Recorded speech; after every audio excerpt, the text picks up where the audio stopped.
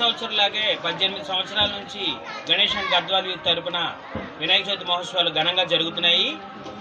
వాటిలో భాగంగా నేడు శుక్రవారం కారణంగా శ్రీ లక్ష్మీ గణపతిగా అలంకరించే వినాయకుడిని సుమారు 8 లక్షల రూపాయలతో లక్ష్మీ గణపతిగా దర్శనమిస్తున్నాడు.